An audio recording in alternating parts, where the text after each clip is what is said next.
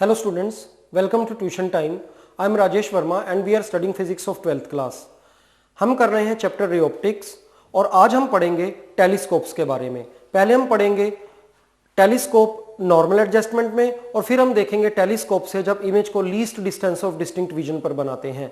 इन दोनों ही केसेस में हम डायग्राम बनाएंगे और साथ में डेरिवेशन करेंगे कि मैग्निफिकेशन कितनी होती है, मैग्नीफाइंग पावर कितनी होती है और दोनों में से कौन सा बेटर है। तो अपने कॉपी पेन लेकर तैयार हो जाइए। आइए शुरू करते हैं आज की क्लास। सबसे पहले हम पढ़ने जा रहे हैं astronomical telescope in normal adjustment. Astronomical telescope. Astronomical telescope में भी कंपाउंड माइक्रोस्कोप की तरह ही दो कॉन्वेक्स लेंसेज को यूज किया जाता है।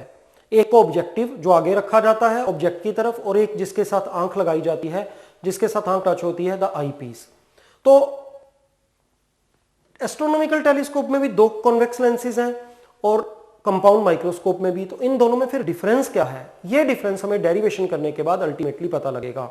एक डिफरेंस तो डायग्राम में ही दिख जाएगा कि माइक्रोस्कोप के केस में ऑब्जेक्ट ऑब्जेक्टिव लेंस के बिल्कुल पास होता है, जबकि यहां पर ऑब्जेक्ट बहुत ही दूर होगा। ऑब्जेक्ट को इनफाइनाइट डिस्टेंस पर कंसीडर किया जाएगा।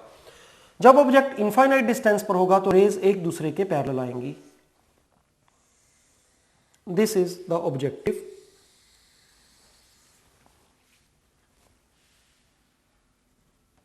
This is focus of objective. Optical center of objective.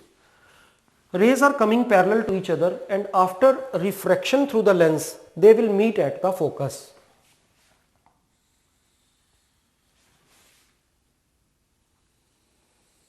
ये रे जो कि ऑप्टिकल सेंटर में से पास हो रही है ये अनडिविएटेड आगे चली गई और रेज जो कि इसके पैरेलल आ रही हैं वो भी फोकस पर ही मिलेंगी, फोकस के ऊपर या नीचे।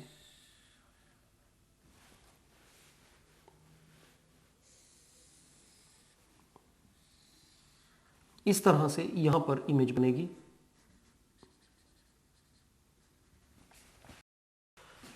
दूसरा लेंस आई पीस इधर है और आई पीस को हमने इस तरह से एडजस्ट करना है कि आई पीस का फोकस भी एग्जैक्टली इसी जगह पर लाई करे। अगर आई पीस यहां पर है और उसका फोकस ये है तो हम आई पीस को आगे मूव करवाएंगे इस तरह से कि उसका फोकस भी इसी जगह पर आ जाएगा। तो ये पॉइंट फोकस ऑफ ऑब्जेक्टिव भी होगा and focus of eyepiece भी होगा।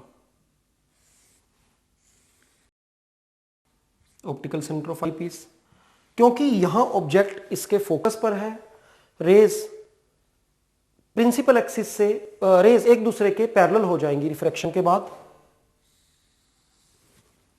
ऑप्टिकल सेंटर से जाने वाली रे सीधी चली गई और बाकी रेज क्योंकि फोकस से आ रही हैं इसलिए वो इस रे के पैरेलल हो गई। ये पैरेलल रेज इंफिनिटी पर मिलेंगी, पर यहां एक गड़बड़ है।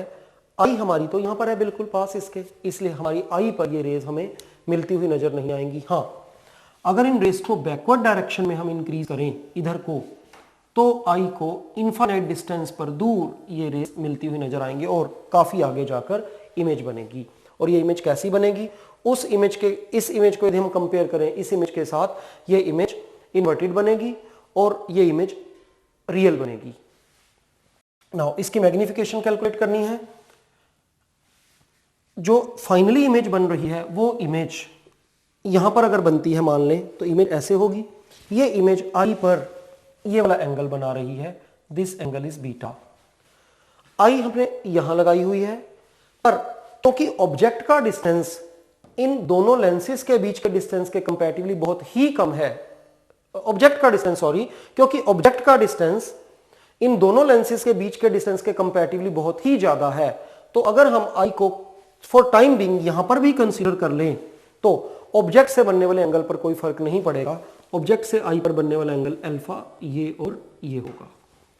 Now magnification power m is angle formed on eye by the image, angle formed on eye by the object, that is alpha. Angles are very small, tan beta by tan alpha. इनकी values को put करते हैं। tan beta, this perpendicular upon this base, this perpendicular is a dash b dash by base CE b dash tan alpha perpendicular a dash b dash, इस triangle में हम देख रहे हैं, divided by base co b dash, result रह गया co b dash by ce b dash. co b dash यहां से यहां तक का डिस्टेंस है, ऑब्जेक्टिव लेंस की फोकल लेंथ है, divided by ce b dash. ce b dash ये डिस्टेंस है जो कि यहां से पता लगता है आई पीस की फोकल लेंथ है, fo बाय fe। ये सिंपल सी इसकी डेरिवेशन है। Magnifying power focal length of objective के डायरेक्टली प्रोपोर्शनल है और आई पीस की फोकल लेंथ के इनवर्सली प्रोपोर्शनल है। It means in this case for more magnifying power fo should be large and fe should be small. अब अगर हमारे पास कुछ लेंसेज हैं, एक की फोकल लेंथ है, फोकल लेंथ 100 सेंटीमीटर, दूसरे की फोकल लेंथ है 20 सेंटीमीटर, थर्ड वाले की फोकल लेंथ है 10 सेंटीमीटर एंड फोर्थ की फोकल लेंथ है 2 सेंटीमीटर, और हमसे ये पूछा था कि इनमें से किन दो लेंसेज के कॉम्बिनेशन को हम कंपाउंड माइक्रोस्कोप बनाने के लिए यूज करेंगे। वहां पर हमने ये पढ़ा था कंपाउंड माइक्रोस्कोप डेरिवेशन में उन दो लेंसेज को यूज करना है जिनकी फोकल लेंथ कम हो, इसलिए अगर हमें कंपाउंड माइक्रोस्कोप बनाना है तो इन दो को यूज करेंगे। पर अभी भी इस डेरिवेशन से हमें पता लगा अगर हमें एस्ट्रोनॉमिकल टेलीस्कोप बनाना है तो उस केस में हमें ऑब्जेक्टिव की फोकल लेंथ मैक्सिमम रखनी है और आई पीस की मिनिमम, तो हम ऑब्जेक्टिव की तरह इसको यूज करेंगे और आई पीस की तरह इसको यूज करेंगे। और अगर हमें सिंपल माइक्रोस्कोप के लिए इनमें से एक लेंस सिलेक्ट करना है तो सिंपल माइक्रोस्कोप का रिजल्ट आया था 1 + d/fe। यहां पर हम लेंस की फोकल लेंथ कम से कम चाहते हैं, हम इस एक अकेले इस लेंस को यूज करेंगे। यहां पर जो इमेज बनी है वो इनफाइनाइट डिस्टेंस पर बनी है, पर कोई भी इमेज हमें मैक्सिमम क्लैरिटी के साथ तब नजर आती है जब वो आई से least distance of distinct vision पर हो, कैपिटल डी जिसे हम कहते हैं 25 सेंटीमीटर जो होता है उस डिस्टेंस पर हो। तो हम इस आई पीस की इस तरह से एडजस्टमेंट कर सकते हैं कि ये image least distance of distinct vision पर बने। आइए देखें ऐसे केस में हमारा जो टेलीस्कोप है उसकी मैग्नीफाइंग पावर कितनी आती है। अब हम करने जा रहे हैं astronomical telescope when image is at least distance of distinct vision that is D. पहले ही की तरह एक लेंस को एज एन ऑब्जेक्टिव यूज किया,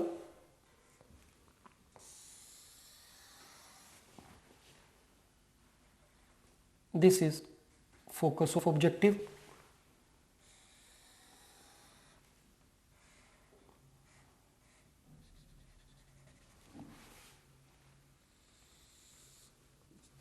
rays are coming parallel to each other, they are coming from infinity, the object is at infinite distance. After refraction through this lens they meet at focus and a real small inverted image is formed. पिछले वाले diagram में हमने आई piece को इस तरह से adjust किया था आगे लाकर कि उसका फोकस बिल्कुल इस जगह पर लाई करे। अब की बार हम उसको थोड़ा सा और आगे मूव कराएंगे ताकि ये इमेज जो आई पीस के लिए ऑब्जेक्ट की तरह काम करेगी, ये इमेज उसके फोकस और ऑप्टिकल सेंटर के बीच में आ जाए। This is the eyepiece and it is placed in such a way that its focus lies beyond this a dash b dash, focus of eyepiece. On this side this is focus of eyepiece. One ray goes straight parallel to the principal axis and passes through this focus. Other ray passes through optical center of this lens. Distance between these two rays is increasing. They will never meet, but on increasing in backward direction they seem to be meeting at a point, so image is formed. This image a double dash b double dash. This is first image formed by the objective a dash b dash, C objective. This is angle formed on eye by the object and this is angle formed on eye by the image. Now its magnification power m is angle formed on eye by the image beta divided by angle formed on eye by object alpha. Angles are very small, so they are replaced by their tangents tan beta by tan alpha. Let us put their values. Tan beta पिछली बार की तरह perpendicular a dash b dash by base CEB dash. tan alpha perpendicular A dash इस triangle में perpendicular A dash B dash divided by base COB dash. Result आ गया COB dash divided by CEB dash. So this M is COB dash. COB dash ये distance objective के लिए focal length है, so it will become FO. पर यहां एक फर्क आ गया. पिछली बार जो डिस्टेंस CEB डैश था, यहां पर फोकस ऑफ आईपीस था, इसलिए हमने इसे FE से रिप्लेस कर दिया था. अब की बार तो FE यहां है और FE डिस्टेंस तो इतना डिस्टेंस होगा, ये डिस्टेंस FE नहीं होगा, ये डिस्टेंस तो आईपीस के लिए ऑब्जेक्ट का डिस्टेंस है, इसलिए हम इसे यहां क्या रखेंगे UE. अब हमें समहाउ FO by UE की वैल्यू को कैलकुलेट करना है. We know that -1/u + 1/v is equal to 1/f. Eyepiece के लिए ऑब्जेक्ट किस डिस्टेंस पर रखा गया है? UE. So u will be replaced by -UE plus image कहां पर बन रही है? हमने कोशिश की है कि हमारी image least distance of distinct vision D पर बने, इसलिए V की जगह पर D पुट किया जाएगा और ये इधर को है, इसलिए इसको भी माइनस पुट करेंगे 1/-D. और आई पीस के लिए focal length FE. Convex lens है, फोकल लेंथ पॉजिटिव यूज की जाएगी. हमें मिल गया 1/UE minus 1/D is equal to 1/FE. हमें चाहिए FO/UE. मल्टीप्लाई करते हैं FO से. FO/UE minus FO/D is equal to FO/FE. इसकी जगह पर मैग्नीफाइंग पावर M, इसे उधर ले जाते हैं. FO/FE plus FO/D. यहां से FO को कॉमन ले लेते हैं. We get 1/FE plus 1/D. अंदर FE से मल्टीप्लाई और बाहर FE से डिवाइड करते हैं. M is FO/FE. अंदर FE से मल्टीप्लाई किया 1 plus FE/D. This is the result for magnifying power of an astronomical telescope when the image is formed at least distance of distinct vision. पिछले वाले result से अगर हम इसको कंपैरिजन करें तो पिछली बार हमारा रिजल्ट आया था मैग्नीफाइंग पावर इज FO/FE. ये फैक्टर तो यहां पर भी प्रेजेंट है. इसके अलावा ये वाला फैक्टर इस वैल्यू से मल्टीप्लाई हो रहा है. क्या है ये वैल्यू? 1 plus FE/D. चाहे FE की कुछ भी वैल्यू क्यों ना हो, ये फैक्टर 1 से बड़ा होगा. क्योंकि ये वाला फैक्टर 1 से बड़ा है, इसलिए ओवरऑल रिजल्ट पहले वाले रिजल्ट से FO/FE से कुछ बड़ा होगा. रिजल्ट ये निकलता है कि जब image least distance of distinct vision पर बनती है, तब मैग्नीफाइंग पावर नॉर्मल एडजस्टमेंट वाले केस से कुछ ज्यादा आती है.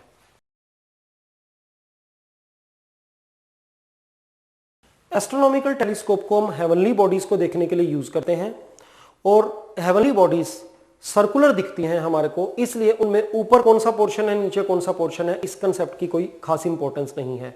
नीचे वाला पोर्शन ऊपर दिख जाए, ऊपर वाला पोर्शन नीचे दिख जाए, हमें कोई फर्क नहीं पड़ता. पर अगर इसी टेलीस्कोप से हम अर्थ पर कुछ किलोमीटर्स दूर किसी ऑब्जेक्ट को देखने की कोशिश करेंगे तो उसकी इमेज इन्वर्टेड आएगी.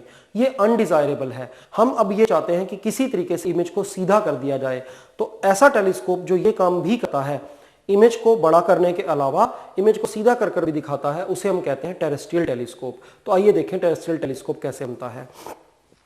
अभी हमने दो तरह से टेलीस्कोप बनाकर देखा था, एक नॉर्मल एडजस्टमेंट में और दूसरा जब image least distance of distinct vision पर बन रही थी. इनमें से किसी भी टेलीस्कोप में एक एक्स्ट्रा लेंस लगा देने से हम इमेज को सीधा कर सकते हैं. उस एक्स्ट्रा लेंस को कैसे लगाएंगे, उसका प्रिंसिपल क्या है? हम ये पहले जब लेंस से रिलेटेड डायग्राम्स बनाए थे तो हमने देखा था, अगर ऑब्जेक्ट को 2f पर रखा जाए तो इमेज भी 2f पर बनती है. इमेज का साइज बिल्कुल सेम रहता है. हाँ, इमेज इन्वर्टेड हो जाती है. और भी हमने जो दो टेलीस्कोप्स के डिजाइन किए थे, उन दोनों में इमेज ऑलरेडी इन्वर्टेड बन रही थी. इन्वर्टेड इमेज को एक बार फिर से इन्वर्ट करने पर इमेज सीधी हो जाएगी. ये हमारा प्रिंसिपल है. देखिए हम इसको कैसे बनाते हैं. हम सिंपल वाला केस लेते हैं जब नॉर्मल एडजस्टमेंट है. This is the objective lens. This is the focus of objective. Rays are coming parallel to each other, so they will meet at focus and a small real inverted image is formed at focus.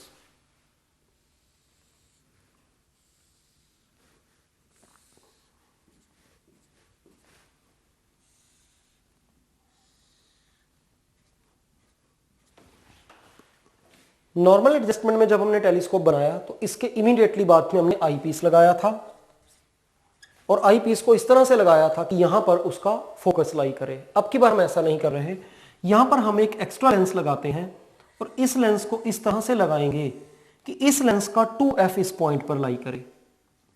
This is f and this is 2f।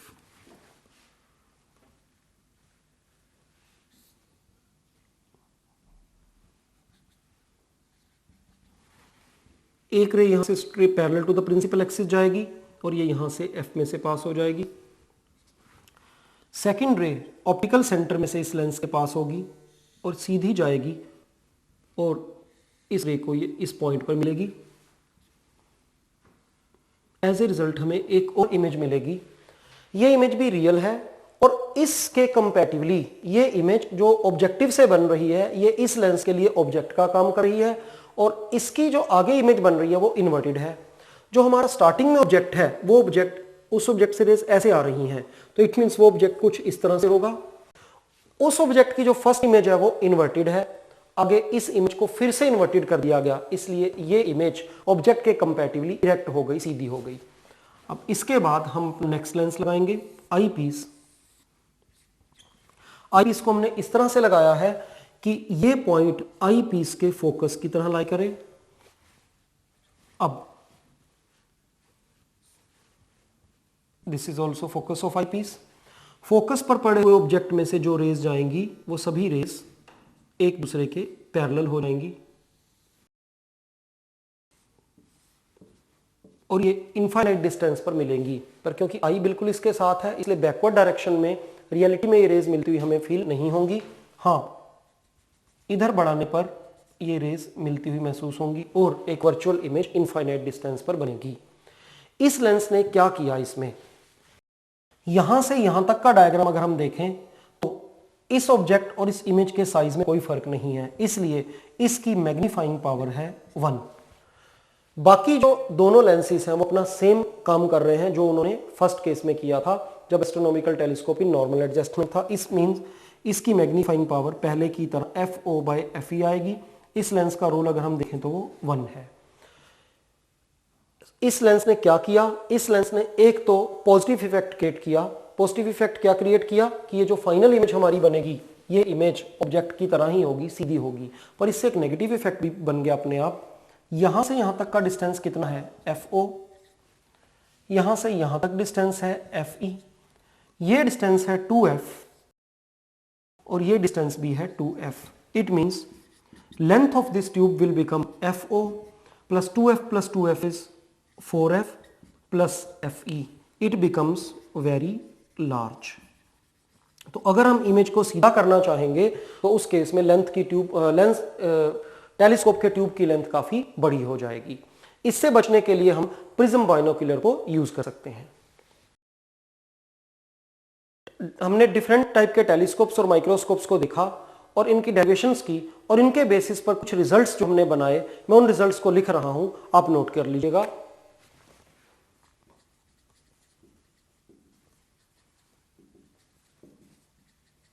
Magnifying power of a telescope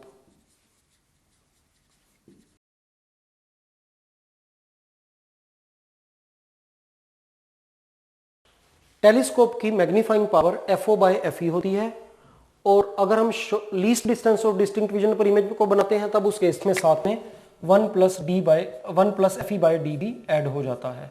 इस factor को छोड़कर अगर हम अपना concentration केवल इस factor पर रखें तो ज्यादा मैग्नीफाइंग पावर के लिए ऑब्जेक्टिव की फोकल लेंथ ज्यादा से ज्यादा और आई पीस की फोकल लेंथ कम से कम होनी चाहिए। किसी भी इंस्ट्रूमेंट की रिजॉल्विंग पावर D/1.22 लैम्डा होती है, where lambda is the wavelength of the colour used. जब हम टेलीस्कोप की बात करें तो दूर हेवनली बॉडी से या किसी दूर के ऑब्जेक्ट से हमारे तक आने वाली लाइट हमारे कंट्रोल में नहीं है, उसका लैम्डा हमारे हाथ में नहीं है, हम उसे चेंज नहीं कर सकते। तो रिजॉल्विंग पावर ज्यादा से ज्यादा रखने के लिए D, that is size of objective, बड़े से बड़ा रखना चाहिए। हाँ, अगर हम माइक्रोस्कोप की बात करें तो माइक्रोस्कोप में ऑब्जेक्टिव लेंस के बिल्कुल पास हम ऑब्जेक्ट को रखते हैं एक स्लाइड की फॉर्म में। अब स्लाइड से जो लाइट हमारे पर आ रही है उस लाइट के कलर को हम एडजस्ट कर सकते हैं। अगर हम कोई ऐसा लिक्विड वहां पर डाल दें जिसकी वेवलेंथ बहुत ही कम हो, जिसके कलर की वेवलेंथ, फॉर एग्जांपल अगर हम कोई ब्लू कलर का ब्लूइश सा लिक्विड उसके ऊपर डाल दें तो लाइट जो वहां से हमारे तक पहुंचेगी उसकी वेवलेंथ कम हो जाएगी। वेवलेंथ कम होने से रिजॉल्विंग पावर बढ़ जाएगी। इसीलिए बायो लैब में हम लोग नोटिस करते हैं, स्लाइड को देखने से पहले हम उसके ऊपर एक ब्लूइश से लिक्विड की एक ड्रॉप डालते हैं। कितना ब्राइट हमारे को इमेज दिखेगी ये डिपेंड करता है हमारा इंस्ट्रूमेंट कितनी लाइट गैदर कर रहा है। और लाइट गैदरिंग पावर बिल्कुल आसानी से हमें समझ में आती है बात की एरिया ऑफ ऑब्जेक्टिव पर डिपेंड करेगी।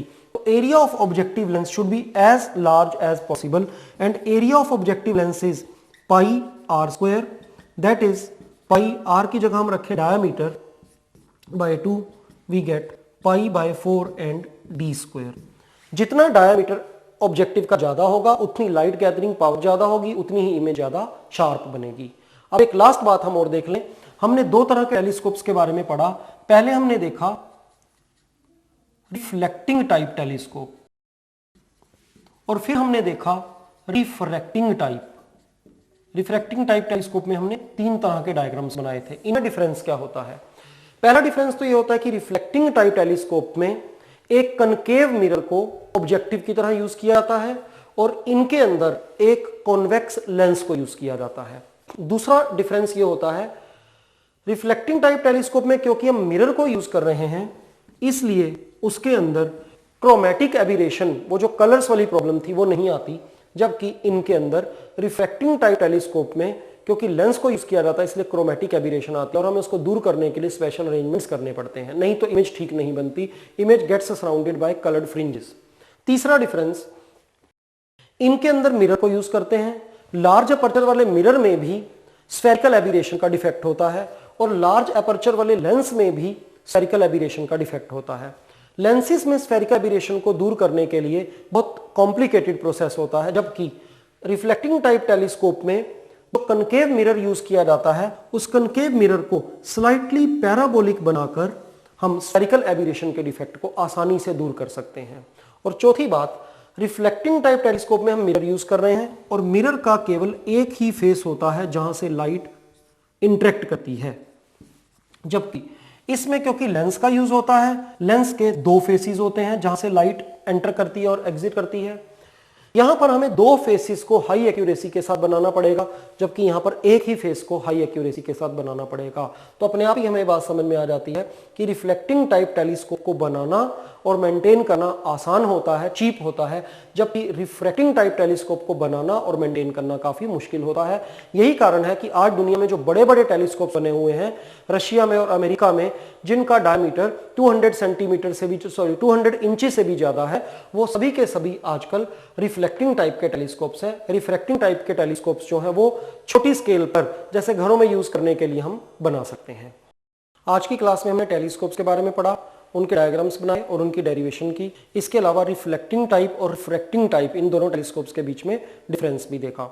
इस लेसन में जितनी भी डेरिवेशंस हमने की हैं और जो जो डायग्राम्स बनाए हैं उनको कई बार आप खुद प्रैक्टिस कीजिएगा ताकि इस लेसन पर आपकी अच्छी कमांड हो जाए। इसके एग्जाम के पॉइंट ऑफ व्यू से काफ़ी सारे मार्क्स भी हैं। नेक्स्ट क्लास में हम इस लेसन से रिलेटेड कुछ न्यूमेरिकल्स करेंगे। नेक्स्ट क्लास में हम फिर मिलेंगे, तब तक के लिए गुड बाय।